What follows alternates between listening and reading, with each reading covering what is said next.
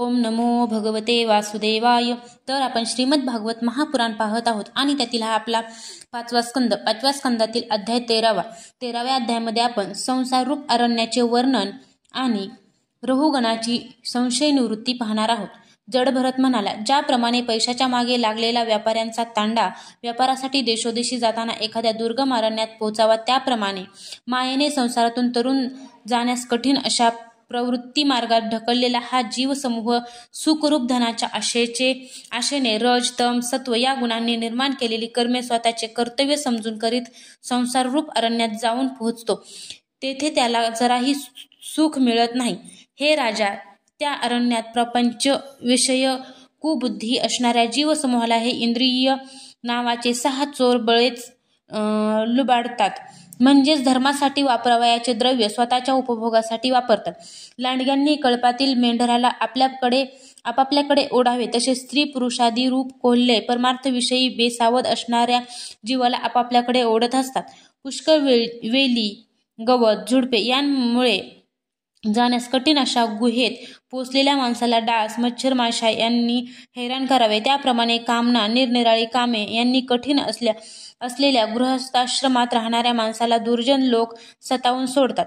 काही वेळा अरण्यात गेलेल्या माणसाला असंभाव्य नगराची आकृती दिसावी तशी व ती त्याला खरी वाटावी, तसे हे देहरूप नगर जीवाला सत्य वाटू लागते. काही वेळा अरण्यात गेलेल्या माणसाला वेगाने धावणारे प्रकाशित पिशाच दिसावे व त्याने त्याच्या आकर्षणाने त्याच्या पाठोपाठ पळावे.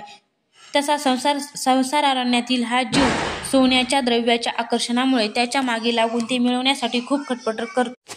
अरण्यात पोहोचलेला माणूस राहण्यासाठी जागा, पाणी, द्रव्य इत्यादी मिळवण्यासाठी इकडे तिकडे भटकतो. त्याचप्रमाणे संसाररूप अरण्यात आलेला जीव राहण्यासाठी अन्न पाणी, घर, द्रव्य इत्यादी मिळवण्यासाठी खूप धावाधाव करतो आणि ते मिळाल्यावर त्याच्याविषयी आपलेपणा बाळगून ते गेले असता खूप दुःखी होतो.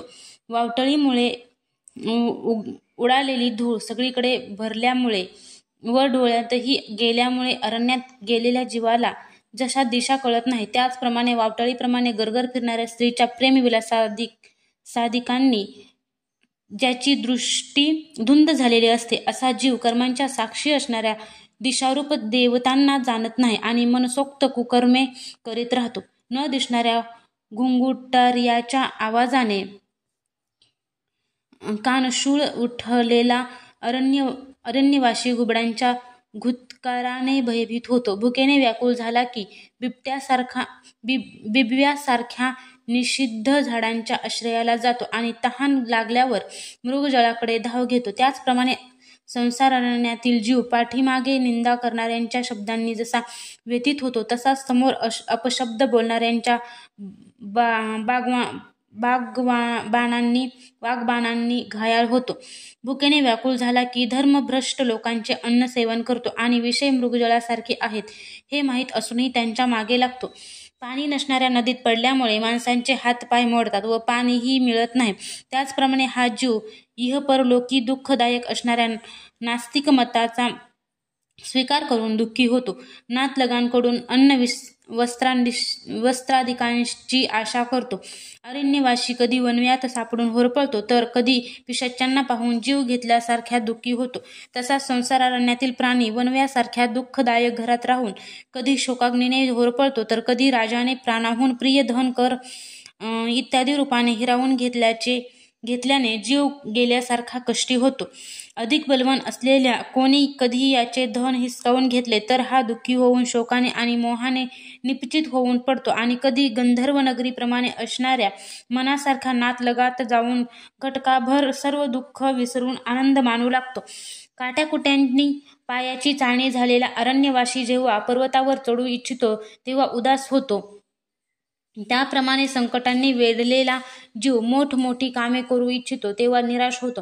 कधी तो भुकेच्या आगीने संतप्त होऊन आपल्या नातलगांवरच चिडू लागतो. कधी अजगराचा घास बनवून वनात फेकून दिलेल्या मुर्द्याप्रमाणे पडून राहतो. यावेळी त्याला काहीच शुद्ध नसते. कधी विषारी जंतू चावावे तसे दुष्ट याला पिडू लागतात तेव्हा त्याच्या विषारी वाग्बाणांनी विवेकशून्य होऊन एखाद्या अंधाऱ्या विहिरीत पडावे. त्याप्रमाणे घोर दुःखमय अंधकारात अंधकारात शुद्धबद्ध हरपून पडून राहतो.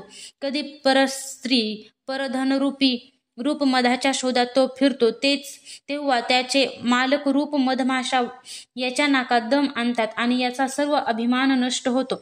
अनेक संकटांचा सामना करून यदाकदाचित तो मध त्याला मिळाला तरी दुसरे लोक जबरदस्तीने त्याच्याकडून तो हिसकावून घेतात व पुन्हा त्याच्याकडून इतरच तो हिसकावून घेतात. कधी थंडी, ऊन, वारा आणि पाऊस यांपासून आपले संरक्षण करण्यास तो असमर्थ होतो. कधी आपापसात थोडी देवघेव करतो, तेव्हा पैशाच्या लोभाने दुसऱ्यांना फसवून त्यांच्याशी वैर मांडतो. कधी कधी त्या संसार वनात याचे धन नष्ट होते, तेव्हा याच्याजवळ अंथरून पांघरून आसन, घर आणि वाहन सुद्धा उरत नाही. तेव्हा तो दुसऱ्यांकडे याचना करतो आणि मागूनही दुसऱ्यांकडून इच्छित वस्तू मिळाली नाही की दुसऱ्यांच्या वस्तूवर डोळा ठेवल्यामुळे तो त्यांच्याकडून अपमानित होतो. अशा प्रकारे व्यावहारिक संबंधामुळे एकमेकांविषयी वैरभाव वाढल्यावर सुद्धा तो जीवसमूह आपापसात विवाहादी संबंध घडवून आणतो आणि पुन्हा या मार्गात निरनिराळे कष्ट आणि धनक्षय होणे इत्यादी संकटे भोगता भोगता मृतमन वत होऊन जातो. साथीदारांपैकी जे मृत्युमुखी पडतात त्यांना जिथल्या तिथे सोडून नवीन उत्पन्न झालेल्या साथीदारांना घेऊन तो जीव समूह पुढे जातच राहतो. वीरवरा, त्यांपैकी कोणताही प्राणी आजपर्यंत परत आला नाही किंवा कोणीही या संकटमय मार्ग पार करून आनंदमय योगाला शरण गेला नाही.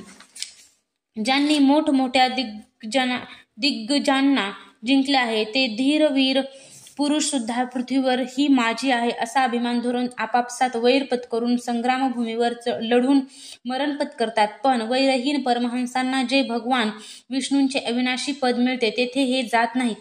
वेलीच्या कोवळ्या फांद्यांप्रमाणे असलेल्या स्त्रियांच्या बाहूंचा आश्रय घेऊन त्यांच्या ठिकाणी जीव आसक्त होतो. वेलींच्या खांद्यावर बसून किलबिल करणाऱ्या पक्ष्यांप्रमाणे स्त्रियांच्या कडेवर बसून बोबडे बोलणाऱ्या मुलांची त्याला ओढ लागते. काही वेळा सिंहाच्या कळपाप्रमाणे असणाऱ्या जन्ममरणरूप कालचक्राला भिवून यापासून सुटका होण्यासाठी तो बगळे, कावळे, गिधाडे यांसारख्या नास्तिक मतांचा स्वीकार करून त्याप्रमाणे वागू लागतो. जेव्हा त्यांच्याकडूनही काही फलप्राप्ती होत नाही तेव्हा तो हंसासारख्या ब्राह्मण कुळात प्रवेश करू इच्छितो, परंतु त्याला त्यांचे आचरण कठीण असल्यामुळे आवडत नाही. म्हणून वानरासारख्या आचारशून्य लोकांशी मैत्री करून त्यांच्या जाती स्वभावानुसार दाम्पत्य सुखात मग्न होऊन विषयी भोगांनी इंद्रियांना तृप्त करीत राहतो आणि एकमेकांची तोंडे पाहण्यातच आपल्या आयुष्याचा कालावधी विसरतो. तेथे झाडांप्रमाणे तात्पुरते सुख देणाऱ्या घरात राहून पत्नीपुत्रांच्या प्रेमात गुरफटून विषय सुखे भोगता भोगता दीनवाना होऊन जातो. अशा रीतीने या संसार बंधनातून बाहेर पडायला असमर्थ असलेला तो स्वतःच्या या चुकीमुळे पर्वताच्या कड्यांवरून खाली दरीत कोसळावे तसा रोगादी दुःखात सापडतो.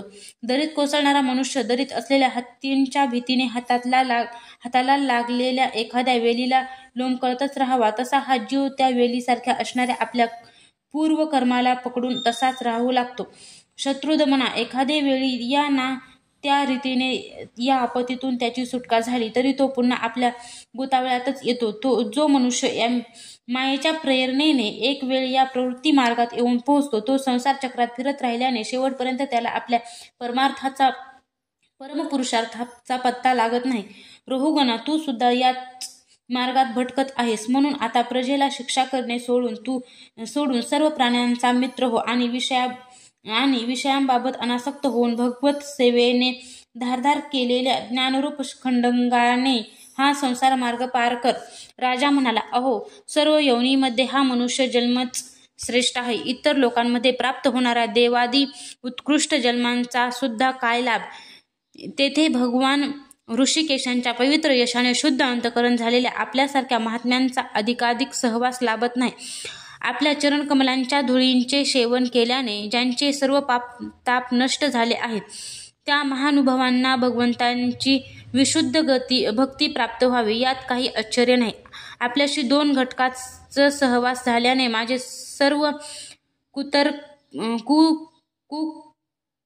कुतर्कमूलक अज्ञान नष्ट झाले आहे. ब्रह्मज्ञान प्राप्त झालेल्यांमध्ये जे वयोवृद्ध आहेत त्यांना नमस्कार असो.